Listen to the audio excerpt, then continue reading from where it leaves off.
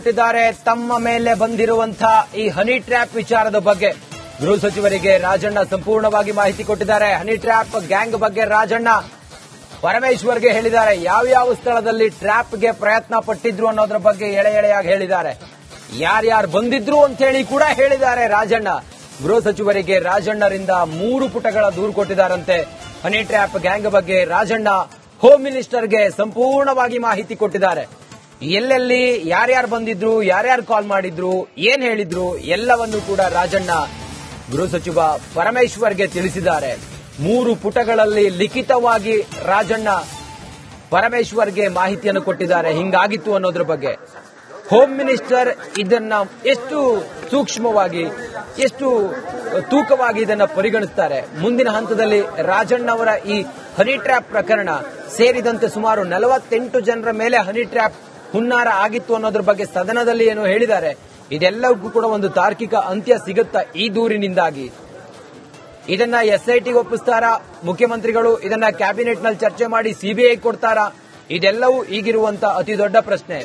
ಇಡೀ ರಾಜ್ಯ ಎದುರು ನೋಡ್ತಾ ಇದೆ. ಈ ಹನಿ ಟ್ರ್ಯಾಪ್ ಪ್ರಕರಣದಲ್ಲಿ ಒಂದು ತಾರ್ಕಿಕ ಅಂತ್ಯ ಕಾಣಬೇಕು ಅಂತ ಹೇಳಿ ಸದನದಲ್ಲಿ ಒಬ್ರು ಮಂತ್ರಿ, ಹಿರಿಯ ಮಂತ್ರಿಗಳು ಇದರ ಬಗ್ಗೆ ಮಾತಾಡ್ತಾರೆ ಅಂತ ಹೇಳಿದ್ರೆ ಎಷ್ಟು ಗಂಭೀರ ವಿಚಾರ ಅನ್ನೋದನ್ನ ಸರ್ಕಾರ ಅರ್ಥ ಮಾಡಿಕೊಂಡು ಈಗ ರಾಜಣ್ಣ ದೂರು ಕೊಟ್ಟಿದ್ದಾರೆ. ದೂರನ್ನ ಗಂಭೀರವಾಗಿ ಪರಿಗಣಿಸಿ ಇದರ ಹಿಂದೆ ಯಾರಿದ್ದಾರೆ, ಮಹಾನಾಯಕನ ಹೆಸರು ಯಾರವರು, ಇದೆಲ್ಲವೂ ಕೂಡ ಈ ತನಿಖೆಯ ನಂತರ ಎಲ್ಲವೂ ಬಯಲಾಗಬೇಕಾಗಿದೆ. ರಾಜಣ್ಣ ಮಾತಾಡಿದ್ದಾರೆ, ಏನ್ ಹೇಳಿದ್ದಾರೆ ಅನ್ನೋದನ್ನ ನೋಡೋಣ ಬನ್ನಿ.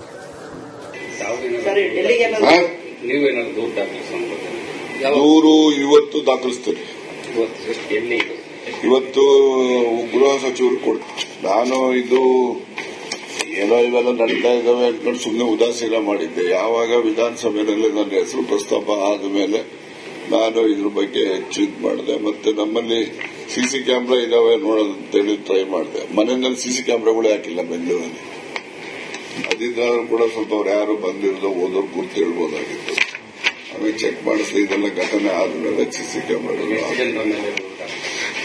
ಜನಗಳಂತ ನಾನು ಮಾತ್ರ ಈಗ ಯಾರೋ ಒಂದು ಬಂದು ಹೋಗಿರ್ತಾರೆ, ಅವ್ರನ್ನ ಪತ್ತೆ ಮಾಡಿ ಅವ್ರ ಮೇಲೆ ಕ್ರಮ ತಗೊಳ್ಳಿ ಅಂತ ಹೇಳ್ತೀನಿ ಹೊರತು ಮತ್ತೆ ಅದು ಅವರೇ ಸ್ವಯಂ ಮಾಡಿದಾರೋ ಅಥವಾ ಅವರಿಂದ ಇನ್ಯಾರನ್ನ ಇದ್ದಾರೋ ಏನು ಅದನ್ನ ನೀವು ಮಾಡಿ. ಹೆಸರು ಗೊತ್ತಿರುತ್ತಾರೆ, ಅಪರಿಚಿತರು.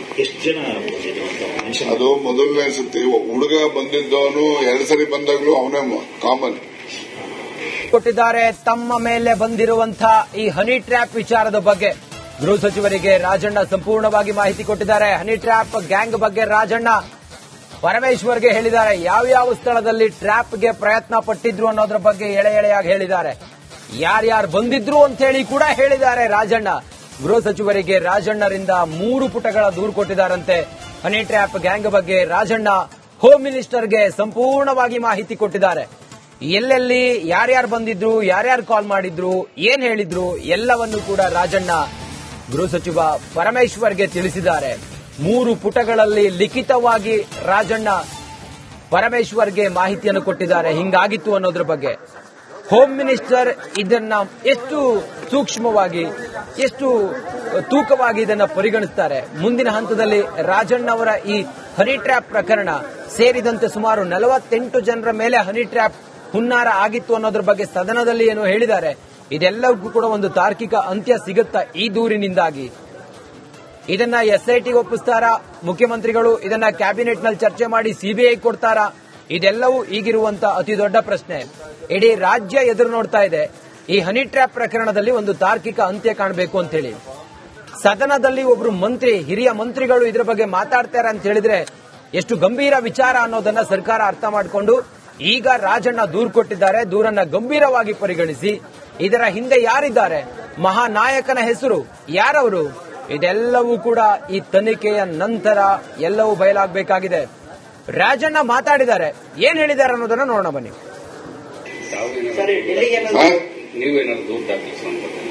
ದೂರು ಇವತ್ತು ದಾಖಲಿಸ್ತಾರೆ.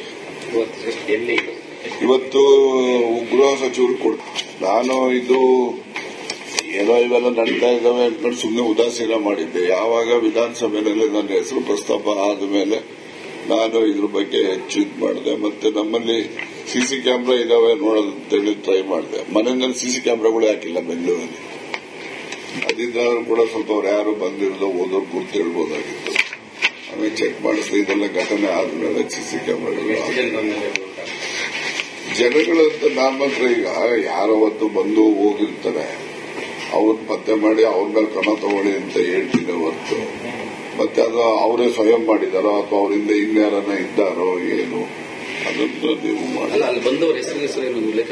ಹೆಸರು ಗೊತ್ತಿರುತ್ತೆ, ಅಪರಿಚಿತರು. ಎಷ್ಟು ಜನ ಅದು ಮೊದಲನೇ ಸತಿ ಹುಡುಗ ಬಂದಿದ್ದವನು 2 ಸರಿ ಬಂದಾಗ್ಲೂ ಅವನೇ ಕಾಮನ್ ಕೊಟ್ಟಿದ್ದಾರೆ. ತಮ್ಮ ಮೇಲೆ ಬಂದಿರುವಂತಹ ಈ ಹನಿ ಟ್ರ್ಯಾಪ್ ವಿಚಾರದ ಬಗ್ಗೆ ಗೃಹ ಸಚಿವರಿಗೆ ರಾಜಣ್ಣ ಸಂಪೂರ್ಣವಾಗಿ ಮಾಹಿತಿ ಕೊಟ್ಟಿದ್ದಾರೆ. ಹನಿ ಟ್ರ್ಯಾಪ್ ಗ್ಯಾಂಗ್ ಬಗ್ಗೆ ರಾಜಣ್ಣ ಪರಮೇಶ್ವರ್ಗೆ ಹೇಳಿದ್ದಾರೆ. ಯಾವ್ಯಾವ ಸ್ಥಳದಲ್ಲಿ ಟ್ರ್ಯಾಪ್ಗೆ ಪ್ರಯತ್ನ ಪಟ್ಟಿದ್ರು ಅನ್ನೋದ್ರ ಬಗ್ಗೆ ಎಳೆಯಾಗಿ ಹೇಳಿದ್ದಾರೆ.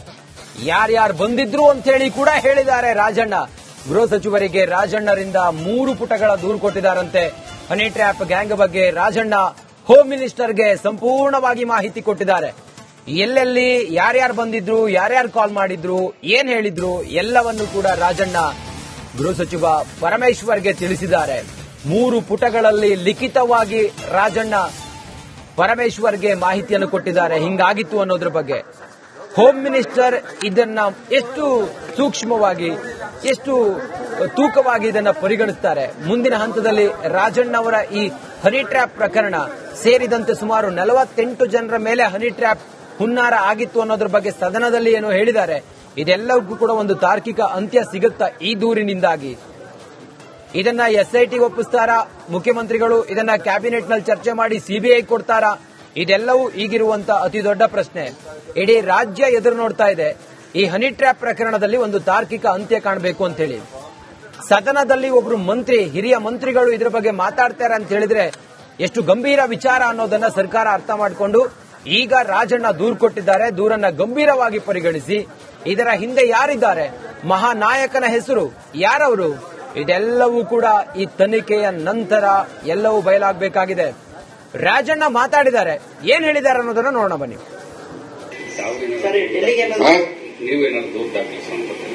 ದೂರು ಇವತ್ತು ದಾಖಲಿಸ್ತೀನಿ. ಇವತ್ತು ಗೃಹ ಸಚಿವರು ಕೊಡ್ತಾರೆ. ನಾನು ಇದು ಏನೋ ಇವೆಲ್ಲ ನಡೀತಾ ಇದ್ದಾವೆ ಅಂದ್ಕೊಂಡು ಸುಮ್ಮನೆ ಉದಾಸೀನ ಮಾಡಿದ್ದೆ. ಯಾವಾಗ ವಿಧಾನಸಭೆಯಲ್ಲಿ ನನ್ನ ಹೆಸರು ಪ್ರಸ್ತಾಪ ಆದ ಮೇಲೆ ನಾನು ಇದ್ರ ಬಗ್ಗೆ ಹೆಚ್ಚು ಇದು ಮಾಡಿದೆ. ಮತ್ತೆ ನಮ್ಮಲ್ಲಿ ಸಿಸಿ ಕ್ಯಾಮ್ರಾ ಇದಾವೆ ನೋಡೋದಂತೇಳಿ ಟ್ರೈ ಮಾಡಿದೆ. ಮನೆಯಲ್ಲಿ ಸಿಸಿ ಕ್ಯಾಮ್ರಾಗಳು ಹಾಕಿಲ್ಲ ಬೆಂಗಳೂರಲ್ಲಿ. ಅದಿದ್ದಾದ್ರೂ ಕೂಡ ಸ್ವಲ್ಪ ಅವ್ರು ಯಾರು ಬಂದಿರೋದು ಓದೋರು ಗುರ್ತು ಹೇಳ್ಬೋದಾಗಿತ್ತು. ಆಮೇಲೆ ಚೆಕ್ ಮಾಡಿಸಿದ್ರೆ ಇದೆಲ್ಲ ಘಟನೆ ಆದ್ಮೇಲೆ ಸಿಸಿ ಕ್ಯಾಮ್ರಾಗಳು ಜನಗಳಂತ ನಮ್ಮ ಹತ್ರ ಈಗ ಯಾರೋ ಹೊತ್ತು ಬಂದು ಹೋಗಿರ್ತಾರೆ, ಅವ್ರನ್ನ ಪತ್ತೆ ಮಾಡಿ ಅವ್ರ ಮೇಲೆ ಕ್ರಮ ತಗೊಳ್ಳಿ ಅಂತ ಹೇಳ್ತಿದ್ದೆ ಹೊರತು ಮತ್ತೆ ಅದು ಅವರೇ ಸ್ವಯಂ ಮಾಡಿದಾರೋ ಅಥವಾ ಅವರಿಂದ ಇನ್ಯಾರನ್ನ ಇದ್ದಾರೋ ಏನು ಅದನ್ನು ನೀವು ಮಾಡಿ. ಹೆಸರು ಗೊತ್ತಿರುತ್ತೆ, ಅಪರಿಚಿತರು. ಎಷ್ಟು ಜನ ಅದು ಮೊದಲನೇ ಸತಿ ಹುಡುಗ ಬಂದಿದ್ದವನು 2 ಸರಿ ಬಂದಾಗ್ಲೂ ಅವನೇ ಕಾಮನ್